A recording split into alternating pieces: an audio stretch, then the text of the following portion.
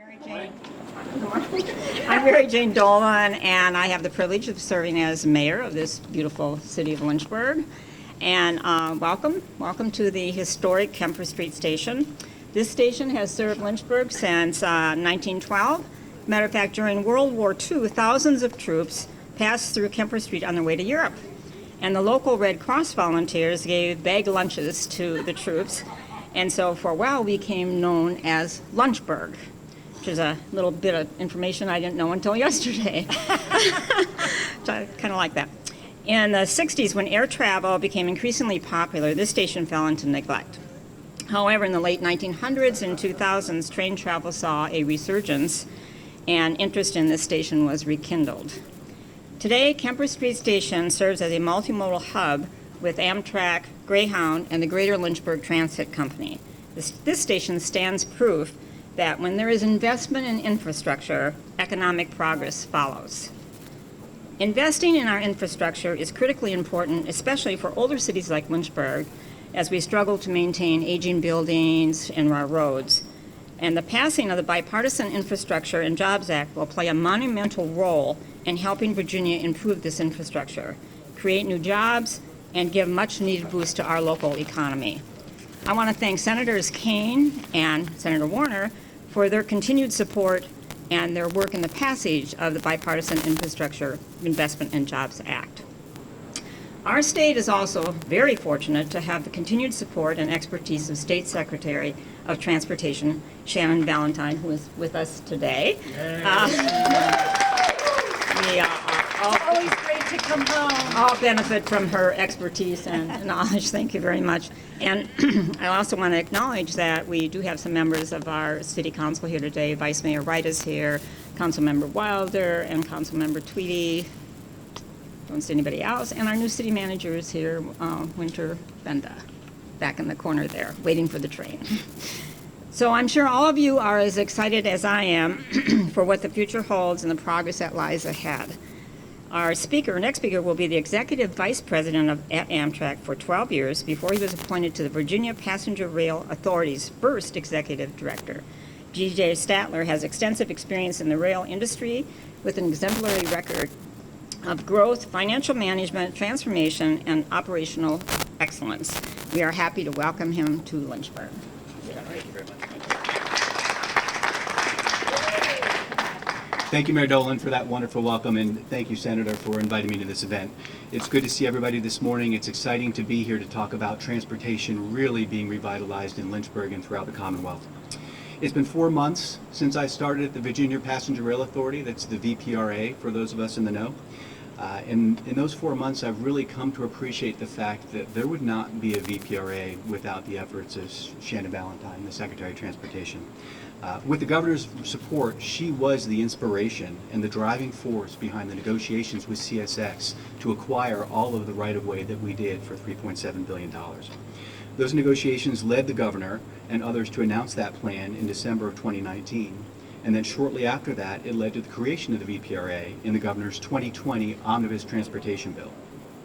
By that legislation, we are tasked, the VPRA is tasked, with owning, track, and right-of-way, including over 380 miles of rail and 220 miles of track that we purchased from CSX. It also gives us the responsibility to construct, in 2 separate phases, 37 miles of new track before 2030, and I hear that 2030 deadline nonstop. On time, on budget. On time, on budget, and on scope.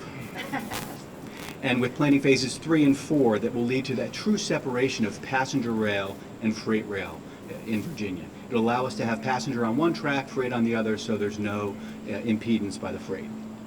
The Omnibus also created a Commonwealth Rail Fund, the CRF, that provides capital funding for the construction of track and pays for state-supported Amtrak service that goes through this very station. That service is expected to double over the course of the next 10 years. What does that have to do with Lynchburg? Well, a big part of that deal is the Long Bridge project, which is the bridge that crosses the Potomac in D.C., and the Secretary will talk more about that. That Long Bridge will give us the ability for 8 miles of continuous passenger-only track going from Union Station into the Commonwealth, which will help us greatly improve capacity. It also allows us, with permission of CSX, to have a second state-supported route out here on the Lynchburg route. This is the Lynchburg route. I know folks know the train goes to Roanoke, but it is really the Lynchburg route. We need to make sure I'm reminded of that every time I show the Secretary a map that has Roanoke with a star on it. It's the Lynchburg route. We fix it. Yes, very much so. All of these agreements. Be careful, folks. Just call it, I call it the Roanoke, Lynchburg, Christiansburg route. No, that works well, Same because thing. recently there Same was a new announcement that we're bringing the train to the New River Valley, to Christiansburg, but it'll always be known as the Lynchburg route. You're correct. While all of these negotiations were taking place, Director Mitchell, the chair of the VPRA board, was setting up the VPRA, had their first board meeting in October of 2020, and hired the first employee in April of 2021, me as the executive director. We're currently staffing up and moving the planning for projects and new service forward, and I plan to be on the next train that comes to Lynchburg, not the next train today, but the new train that comes in the spring. Well, you have a with chance. Perhaps, with Secretary Valentine in the spring. Before I close and hand this off to the Secretary, I just want to thank Senator Warner for the passage of the Long Bridge Act and for your leadership, sir, on the Senate's Infrastructure Investment and Jobs Act. I know that you were a strong proponent of the transit rail components during the Senate negotiations. And because of that, we at the VPRA and in the Commonwealth look forward to the House passing that bill and Virginia tapping billions of new funds from programs such as the Federal-State Partnership for Intercity Passenger Rail, so we can fund the transformative rail projects already announced and continue to pay for future phases and investments beyond what we've already announced with CSX and Norfolk Southern. I'm sure our next speaker, the Secretary, will dive further into this topic. Shannon Valentine was appointed Secretary of Transportation by Governor Ralph Northam in January 2018 and currently oversees a $6 billion multimodal transportation system crossing 7 agencies with more than 10,000 employees. As the Secretary of Transportation, she also serves as the chair of the Commonwealth Transportation Board, the CTB. She's a former member of the Virginia House of Delegates, where she led bipartisan efforts to create transparent government and invest in intercity passenger rail service significantly for the first time in Virginia's history. Following an assignment as the Director of Transportation Policy Council in 2013 for then Governor-elect Terry McAuliffe's transition team, she was appointed to the CTB in May of 2014. During this time, she created the first regional connectivity study in Virginia. She was named Transportation Woman of the Year by the WTS Central Virginia chapter in both 2021 and 2017.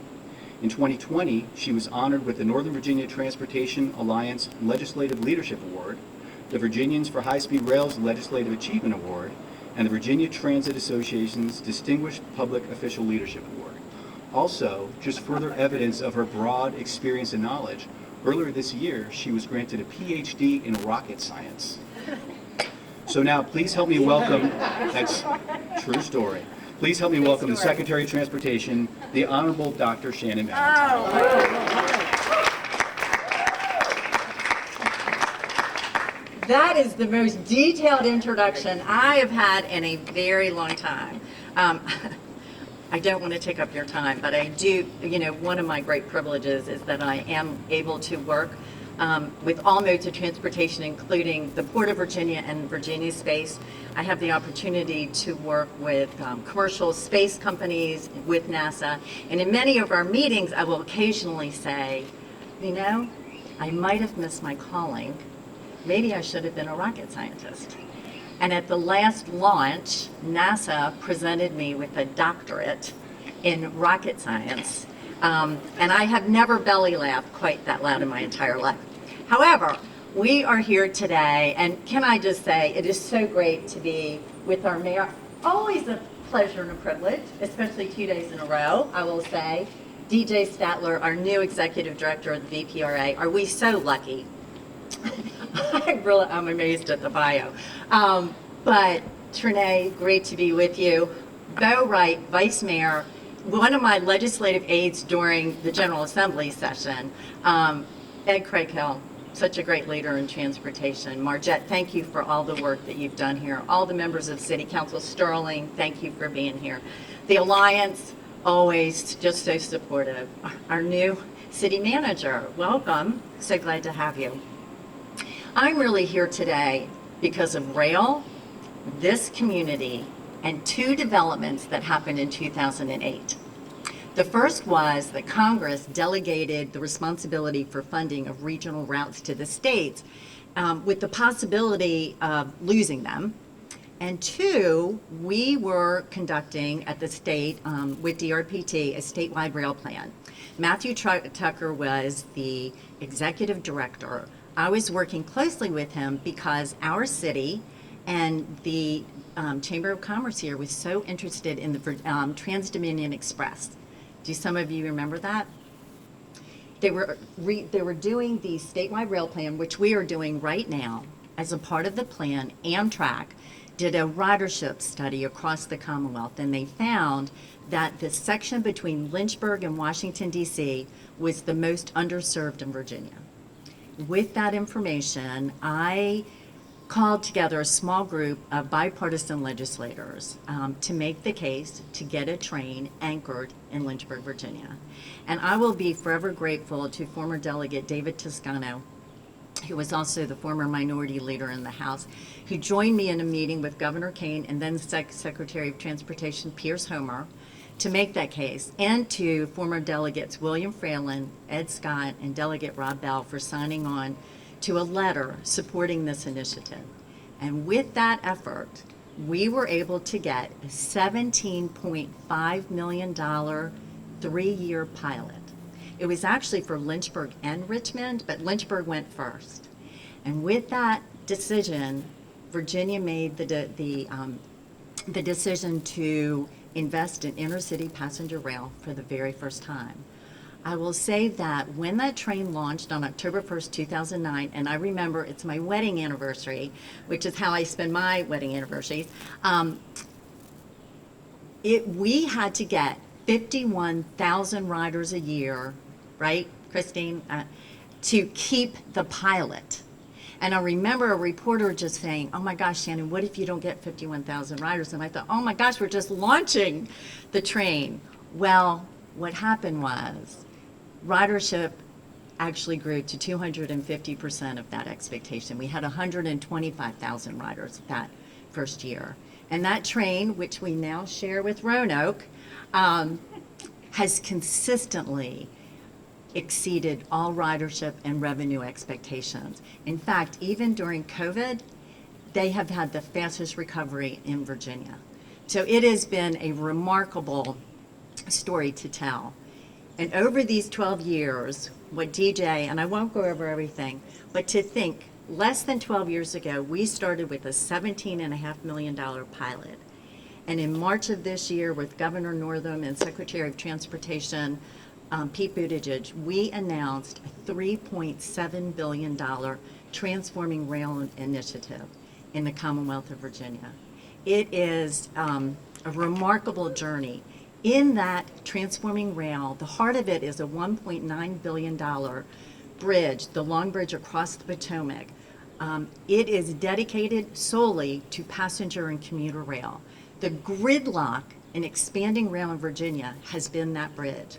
The current bridge is owned by CSX, a freight railroad. Every passenger, commuter, and freight train crosses that 2-track bridge. This bridge is going to expand capacity for passenger and commuter rail, as well as for freight rail. We also, as DJ mentioned, we're going to acquire right-of-way and tracks and make about $1 billion worth of investment along the 95 corridor, which is going to double the number of Amtrak trains, increase our Virginia Rail Express trains by about 75% along the corridor, nearly hourly service between Richmond and Washington.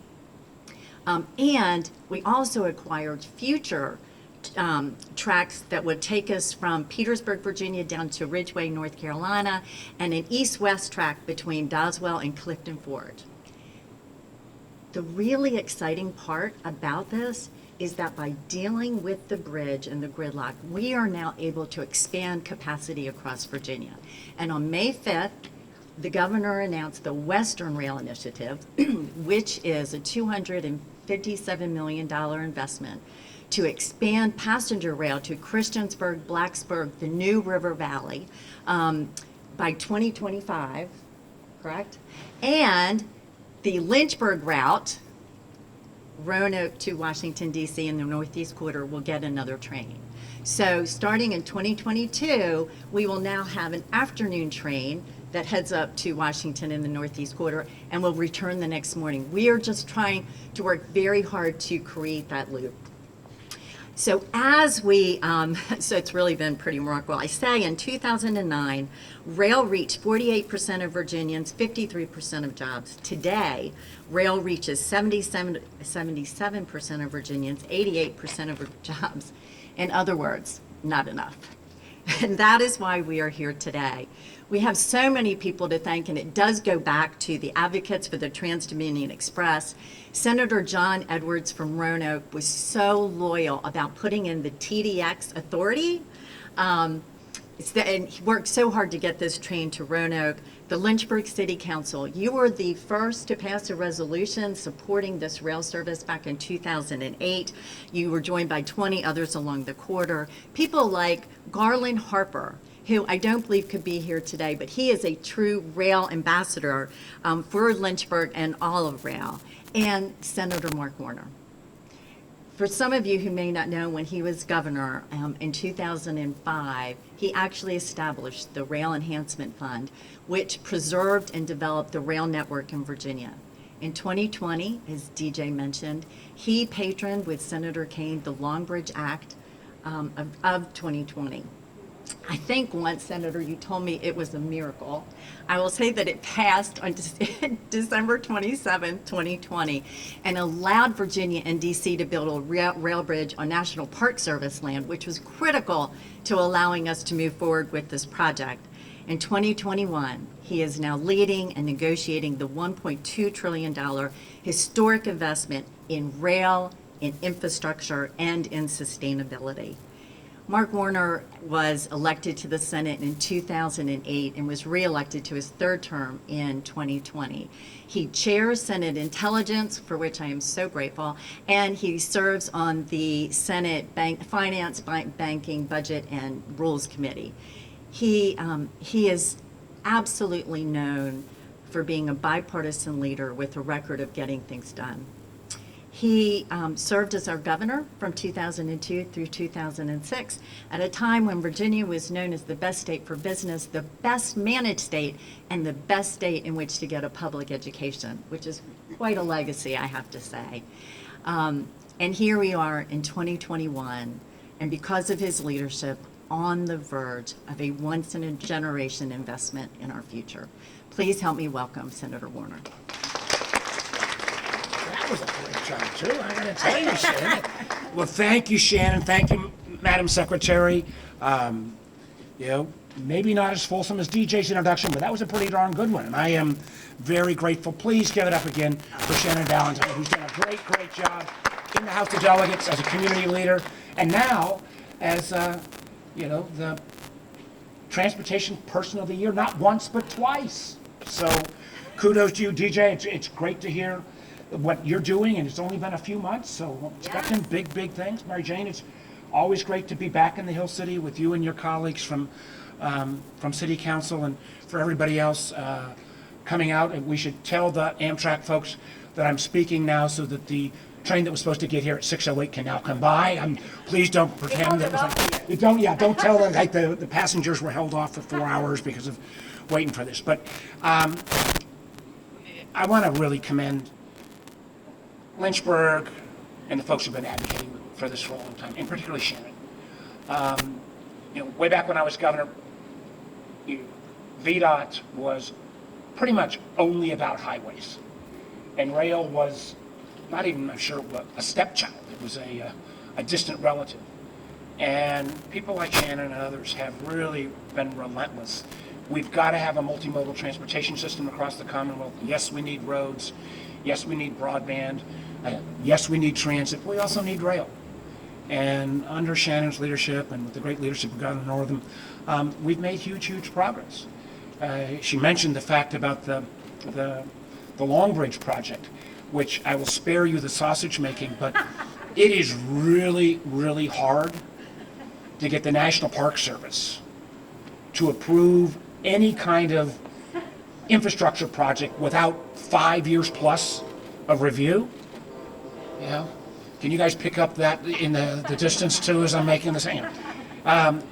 But we were able to work with actually Joe Manchin, who was the chairman of the committee, to make sure that that got included. And you know, for those of us who've been advocates of rail across the Commonwealth, for those like myself who live in Northern Virginia and all that traffic, the big bottleneck has not been state funds. It's been, we got to get another bridge. And catch this image here.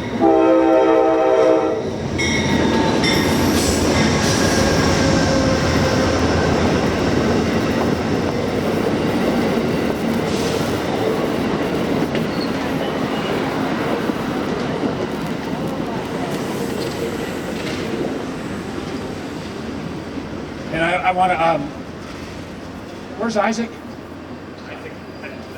Well, I was going to give Isaac, who works on my staff, credit for making sure that we drug out the event long enough that I got to talk when the train came. But it is really significant. And this, you know, what this does in terms of connecting Lynchburg with Washington and the Northeast, what it does in terms of connecting other communities, you know, it helps with the revitalization of you know, as I said to the mayor earlier, I can't think of a community that's hotter and more cool at this moment in time than Lynchburg.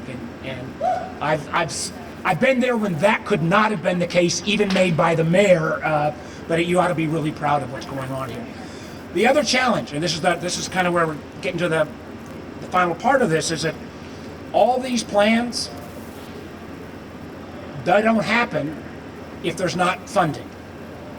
And the truth is, in this country, for the last 50 plus years, we have cut our investments in infrastructure in half as a percentage of our overall economy.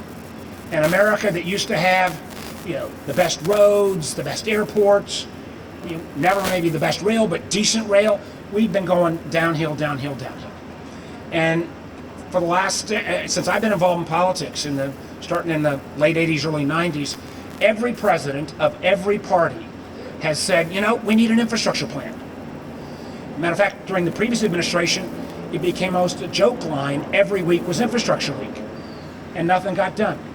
And I am very, very proud of the fact that a group of us in the Senate, 5 Democrats, 5 Republicans, came together and said, enough talk about infrastructure. Let's actually do something. So we put together a plan that gross number is 1.2 trillion. It's about $540 billion of new money over 5 years. And it will allow us to build that long bridge. It will allow us to provide the support for additional rail service. Take care. Additional rail service across the Commonwealth. Let me run through a couple of numbers here. I know everybody's eyes will glaze over with numbers, but I think it's really important, not only in terms of rail, but for the mayor and for the city council members. Let me tell you the kind of help that's on the way. In terms of rail, we're talking about $66 billion of additional funding for rail. That is not a once in a generation, that is a once in a lifetime kind of investment. It will allow the extension. You know, we're talking about the Christiansburg. My hope is we ultimately can take it all the way down to Bristol, you know, maybe before the end of the decade. Double the number of trains on this route in terms of both Roanoke, Lynchburg, and on north Charlottesville. Obviously, a lot of additional trains to Richmond. But that's not the only things this bill includes. It's got $109 billion. Shannon we were talking about this yesterday on 81. We've been talking about fixing 81 for 20 plus years. We got $110 billion that's going to come in for roads and bridges in the Commonwealth. $7 billion of that at least, and that's the minimum number, will go into Shannon's budget at VDOT. We've got finally a dedicated funding for repair of bridges. We've got 700 plus deficient bridges in the Commonwealth of Virginia. We were at one on 81 yesterday in Harrisonburg that was built in 1960. I was at the Mayo Bridge in Richmond. That was built in the early 1900s, over 100 years old. Terribly, terribly important that we make that happen. Merritt, on transit, Mary Jane, on transit. You know, I see those great buses out there. Transit, oftentimes in mid-sized communities, has also been viewed a bit as a stepchild. We think about transit in New York City or Washington Metro, but communities like Lynchburg need bus and other transit routes. There's $40 billion for transit. That is 5 to 10x what the federal government's ever ponied up before. Older cities like Lynchburg as well have challenges in terms of aging water and sewer systems. Some communities have got still lead pipes. $55 billion for additional funding for water systems. And this will be particularly helpful as well, not just in older communities, but in places in Southwest Virginia where we still have got people that don't have access to clean drinking water on a daily basis. $65 billion for broadband. If COVID taught us nothing else, it is that high-speed, affordable broadband connectivity is an economic necessity. It is not a nice to have. And unfortunately in Virginia, we've got about 18% of our population that doesn't have access to broadband. And we also know even in communities where the incumbent provider says we've got access, you sometimes say, well, there's 2 people in that census block, so we're going to claim the whole county has it. That's not the case if you can't, if you don't have the power to Zoom. So we will make that commitment. Again, the governor has taken the lead on taking some of our earlier funds and combined with these dollars as well. We woke up this morning and saw both the horrific images of the remnants of what the hurricane did up in New England and the awful flooding in Tennessee. This country has not invested in resiliency, how we deal with climate change, ever. We've got $47 billion in there for resiliency, and whether it's flooding issues, which occasionally plague here, oftentimes more in Hampton Roads, but we'll make an investment there as well. Airports, $25 billion. One of the things we need to do, you've got a world-class airport here in Lynchburg. We need to get more service out of Lynchburg Airport. We're going to be able to kind of make the investments that will make this more of a hub. You get that airport hub, you get the rail hub, you can attract world-class companies to a world-class city. I got my cheat sheet here. Let me just do 1 or 2 more quick things, then I'll be happy to take a couple questions.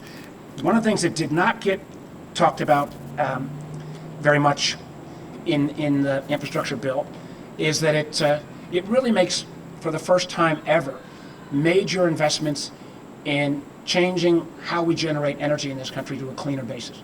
We've been talking about a smart grid for 20 years. We've never put any money behind it. In this bill, there's close to $80 billion in terms of smart grid improvements and other cleaner energy improvements. And 2 things that are particularly, I was very supportive. One is EV charging stations. It's great if you want to buy an electric vehicle, but if you can't, find a place to charge your vehicle, you're not going to take it from Lynchburg driving up to DC. This will, creating new charging stations will be in a sense what the gas stations of the future will look like. We're going to need to link a little federal investment. And when we leave here, we're going to go down to go to Campbell County and see the Merriman Bus Company. Sonny Merriman, who unfortunately is passed now, but was somebody who taught me a lot about buses back in the 80s and 90s. But we're going to buy 25,000 school buses in this country in the next 5 years. I would love them to be electric buses. The only choice, if you want to buy an electric bus right now, you buy it from China. That is not a good economic plan for our country.